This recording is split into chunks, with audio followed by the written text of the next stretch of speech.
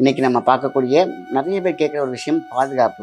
இந்நேரமும் பாதுகாப்பாக இருக்கணும். எந்த சைடு சுற்றினாலும் சுற்றி அடிக்கிறாங்க சார். எப்போ பார்த்தாலும் ஒரே கந்திருஷ்டியாக இருக்குது. கொஞ்சோண்டு முளைச்சி வரேன், கொஞ்சோண்டு மேலே வரேன், திடீர்னு பார்த்தீங்கன்னா கந்திருஷ்டினால கீழே போகிறேன்.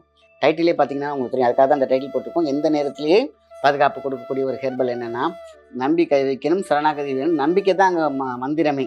சுற்றி சுற்றி ஒரு சக்தி இருக்குது அப்படின்னு கேட்டிங்கனாக்கா, நம்ம புத்திக்குள்ளேயும் ஒரு மிகப்பெரிய ஒரு பக்தி இருக்க வேண்டும். சக்தியும் சத்தான சத்தம் இருக்க வேண்டும். காப்பில் போட்டிருந்தாங்க, மோதிரத்தில் போட்டிருந்தாங்க, கைத்தடியில் வச்சுருந்தாங்க, உட்கார இடத்துல வச்சுருந்தாங்க, படுக்கிற இடத்துல வச்சுருந்தாங்க. இந்த ப்ராசஸ் தான் ரொம்ப சிம்பிளாக எளிமையாக சொல்லிட்டாங்க நம்ம சித்தர்கள்.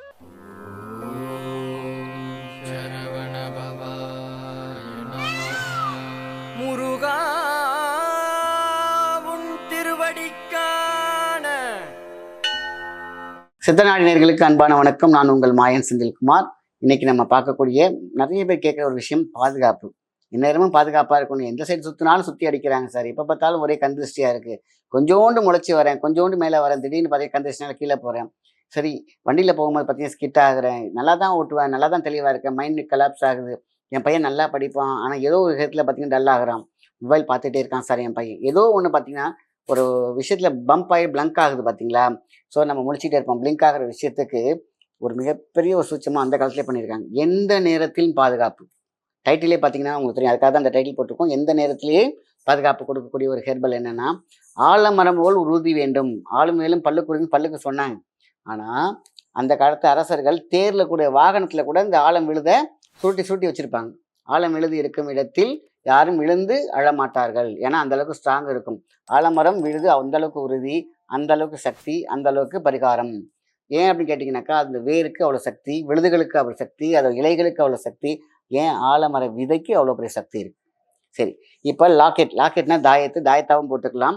இல்லை தேவையில்லைனாக்கா உங்களுக்கு இந்த மாதிரியான பாக்ஸஸ், ஏதாவது மெட்டல் பாக்ஸஸில் நீங்கள் அதுமாரி போட்டு வச்சுக்கலாம். இல்லை உங்கள் பெட்ரூமில் வச்சுக்கலாம், வீட்டில் எங்கே வேணாலும் வைக்கலாம்.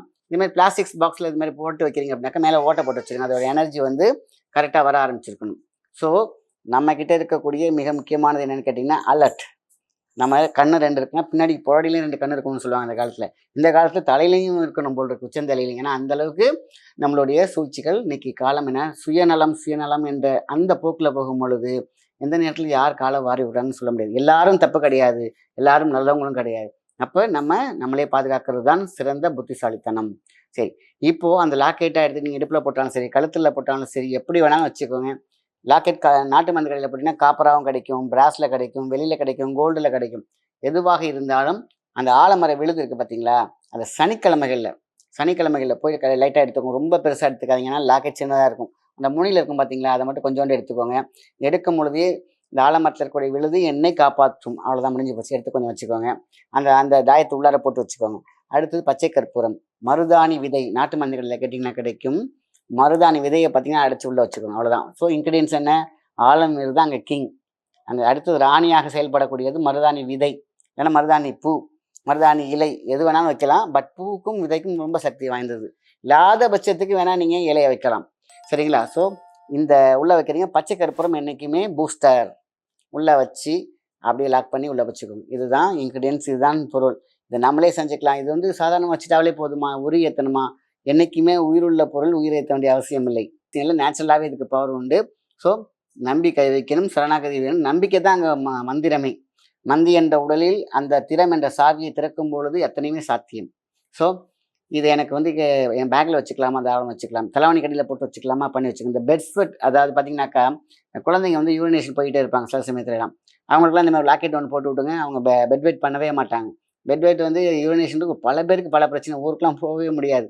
ஸோ என்கிட்ட நிறைய பேருக்கு காரணம் மனதால் பயம் இருக்கும், மூளையில் வந்து ஒரு பயம் இருக்கும், ஆன்சைட்டி இருக்காங்க. நைட்டு ஏதோ அவங்களுக்கு தகுந்த மாதிரி பயந்து யூரினேஷன் போவாங்க. ஸோ அப்போ என்ன, யூரின் பேடருக்கு ஒரு ஃப்ரீக்வெண்ட் டக்குன்னு ஒரு ஃபோர்ஸ் கிடைக்கும்போது அவங்க யூரின் வந்து ஸ்ப்ளிட் பண்ணிடுவாங்க. இதுதான் வந்து அந்த பெட்டில் வந்து வெயிட் பண்ணுறதுக்கான விஷயமே இதுதான். அப்போ பாருங்கள், இதுக்கே கண்ட்ரோல் ஆகுது அப்படின்னா நம்ம மனசு எவ்வளோ பைண்ட் ஆகும், ஒருநிலைப்படுத்தும். அவ்வளோ பாதுகாப்பு, எந்த நேரமும் பாதுகாப்பு. சரி, இந்த லாக்கெட் செஞ்சுருக்கோமே எவ்வளோ நாள் வரைக்கும் இதை யூஸ் பண்ணலாம். 6 months வரைக்கும் வேலிடிட்டி. அதுக்கப்புறம் திருப்பி அதை வந்து நீங்கள் அது உள்ள தங்கம் வெளியில் போட்டிங்கன்னாக்கா உள்ளதை எடுத்துட்டு அதை போட்டு திருப்பி ரீஃப்ரெஷ் பண்ணிக்கலாம். இல்லை காப்பர் இந்த மாதிரி நார்மலாக இருந்துச்சுன்னா அதை தூக்கி போட்டுட்டு புதுசாக கூட செஞ்சு வச்சுக்கலாம். ஸோ 6 மாதம் வரைக்கும் இதுக்கு சக்தி இருக்கும்னு சித்தர்கள் சொல்லியிருக்காங்க. ஸோ அந்த காலத்து தேருக்கும் இதான் வச்சுருந்தாங்க, உட்காந்துருக்க சிம்மாசனத்தில் தான் வச்சுருந்தாங்க, செங்கோலில் தான் வச்சுருந்தாங்க, ஃபார்முலால ஆழம் விழுது ரொம்ப ரொம்ப முக்கியத்துவம் வாய்ந்ததாக அந்த காலத்துல இருந்தது. ஆக நம்மளுடைய பாதுகாப்பு, வண்டியில போறோம், பஸ்ல போறோம், டிராவல்ல பண்றோம், ஃப்ளைட்ல போறோம். இந்த லாக்கெட் உங்க கையில இருக்கிற வரைக்கும் உங்களுக்கு பாதுகாப்பு எப்பொழுதுமே இருந்து கொண்டே இருக்கும். ஆக மொத்தத்துல எந்த நேரத்திலும் 8 திக்கிலும் 4 கோள்களிலும் எந்த கோள்களாக இருந்தாலும் இதுக்கு சப்போர்ட் பண்ணக்கூடிய மரம் ஆலமரம். அரச மரம் எல்லா சக்திகளையும் கொடுக்கும், எல்லா லக்கையும் கொடுக்கும். ஆனா ஆலமரம் பாதுகாப்பையும் தரும், சக்தியையும் தரும். ஆளினால் அழகுராஜான்னு சொன்னாங்கன்னா ஆலமரம். அதாவது ஆழ விழுது போல் ஆலமரம் போல் வாழ்ந்து விட வேண்டும். சக்தியாக, பக்தியாக, மிகப்பெரிய முக்தியாக இருக்கக்கூடிய முக்கடவுள்களும் அங்கே சங்கமிக்கும் இடம் ஆலமரம். ஸோ அதுதான் ஆலமரத்துக்கு கீழார நம்ம விநாயகர் வைப்பாங்க. விநாயகர் என்பது 9 கிரகத்தையும் இழுக்கக்கூடிய சக்தி வாய்ந்தது. ஆக பாருங்க, சுத்தி சுத்தி ஒரு சக்தி இருக்குது அப்படின்னு கேட்டிங்கனாக்கா, நம்ம புத்திக்குள்ளேயும் ஒரு மிகப்பெரிய ஒரு பக்தி இருக்க வேண்டும். சக்தியும் சத்தான சத்தம் இருக்க வேண்டும். ஸோ இதையெல்லாம் ஒண்ணா சேரும்பொழுது எவ்வளோ பெரிய சக்தி இருக்கும்.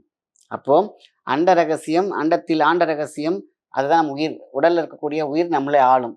நம்மளுடைய சக்தி நம்மை ஆளும். கடந்து உள்ளிருக்கும் சக்தி கடவுள் நம்மை ஆளும். ஆக கடந்து கொண்டே இருக்கும் சில வாழ்க்கை நடந்து கொண்டிருக்க அத்தனை கம்ப்ரஸ்லையும் ஒரு சின்ன லாக்கெட் எவ்வளோ பெரிய சக்தி. அப்போ சின்ன கல் பெத்த லாபம். அதே மாதிரி சின்ன விஷயம்தான், ஆனால் மிகப்பெரிய பாதுகாப்பு. அதனால இந்த பரிகாரத்தை மிஸ் பண்ணாதீங்க. அந்த காலத்துல அரசர்கள் எல்லாம் காப்புல போட்டிருந்தாங்க, மோதிரத்துல போட்டிருந்தாங்க, கைத்தடியில வச்சிருந்தாங்க, உட்கார இடத்துல வச்சிருந்தாங்க, படுக்கிற இடத்துல வச்சிருந்தாங்க. இந்த ப்ராசஸ் தான் ரொம்ப சிம்பிளா எளிமையா சொல்லிட்டாங்க நம்ம சித்தர்கள். இப்படியாக நம்மளுடைய பாதுகாப்புக்கு இது போதுமான விஷயம். இன்னொரு ஒரு ப்ராசஸ் என்னன்னு கேட்டீங்கன்னாக்கா, குளிக்கிற விஷயத்துல என்னைக்குமே நம்ம காலையில எழுந்திரிச்சோன்னா குளிக்கிறோம் இல்லையா? இந்த குளிக்கிற விஷயம் தான் ரொம்ப முக்கியம். அத்தனை சக்திகளையும் தரக்கூடிய வில்வம். அடுத்தது பார்த்தீங்கன்னாக்கா, வில்வம் காலையில எழுந்திரிச்சோன்னா ஒரு 4 இலை போட்டு தண்ணியில போட்டு கொஞ்ச நேரம் வேலையை பாருங்க. அந்த தண்ணியில குளிச்சு பாருங்க. 3 இலையோட சக்தி உங்களுடைய தண்ணியில பரவி உங்களை எப்பொழுதுமே உங்களோட ஆறாவை புதுப்பிச்சுக்கிட்டே இருக்கும், சக்தியும் இருக்கும். அடுத்தவங்கள நெகட்டிவிட்டி பார்வை நம்மகிட்ட இருக்கவே இருக்காது. இன்னொரு மெத்தட், அதே வில்வத்தை காலையில எழுந்திரிச்சோன்னா ஒரு டீஸ்பூன் இல்லைன்னா ஒரு சிட்டிகை வந்து சாப்பிட தொடங்கணும். 3 மிளகு, ஒரே ஒரு கல் உப்பு. இது வந்து பார்த்தீங்கன்னா நம்மளுடைய ஹெல்த்துக்கு நல்லது.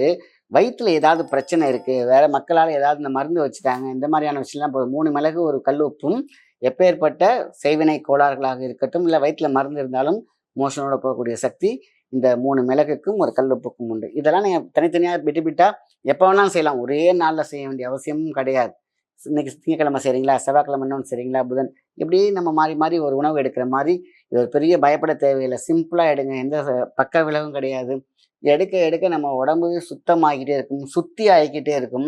ஆக இது 2மே நடந்தாலே நம்ம பயப்பட தேவையில்லை. நல்லா பசிக்கும், நல்லா சாப்பிடலாம். நம்ம பாட்டுக்கு ஜாலியாக நினைத்ததை அடைவதற்கு எந்த தடையும் நம்மகிட்ட முன்னாடி இருக்காது. ஏன்னா நம்ம தான் அதை வாஷ் பண்ணிகிட்டே இருக்கணும், க்ளீன் பண்ணிகிட்டே இருக்க முடியும். ஏன் அந்த காலத்துல எல்லாம் வந்து ஒரு வருஷத்துக்கு ஒரு பண்டிகை பொங்கல் டைம்ல எல்லாம் வெள்ளை அடிப்பாங்க. எப்பொழுதுமே அத்தனை பேர் எத்தனையோ பேர் வந்து போயிருப்பாங்க, எத்தனையோ பேரோட இருக்கும். அத்தனையுமே பார்த்தீங்கன்னா படிஞ்சிருக்கும், கரும்பு புகை போல. எல்லாத்தையும் இந்த சுண்ணாம்பு வந்து பார்த்தீங்கன்னா அந்த காலத்துல வெடிச்சிரும். அதனால ஃப்ரீ ஃப்ரெஷ் மரமாத்து பணிகளும் அந்த காலத்துல பண்ணது காரணம் என்ன? சுத்தமா உள்ள இருக்கிறதெல்லாம் புதுசாக்கணும். புதுசா இருந்தால் மட்டும் எல்லாமே புதுசா இருக்கும். அதனால இந்த மாதிரி பரிகாரங்கள், இந்த மாதிரியான செட்டிங்ஸ்ல இருக்கக்கூடிய இந்த லாக்கெட்டு, நம்ம குளிக்கிற முறைகள், சாப்பிட்ற விஷயங்கள்ல பக்குவம், இதெல்லாம் இருந்தாலே போதுமான விஷயம்தான்.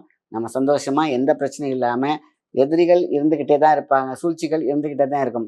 நம்ம நம்மளை பாதுகாக்கணும். ஒரு ஃபயர் லாக்கெட் மட்டும் ஒன்று ஃபயர் லாக் போட்டுட்டோம்னா போய்க்கிட்டே இருக்க வேண்டியதான், எதுக்கும் பயப்படாம. இறைவன் பால் அன்பை வைத்துக் கொள்ளுங்கள். அவர்கிட்ட ஒரு பாரத்தை போடுங்க.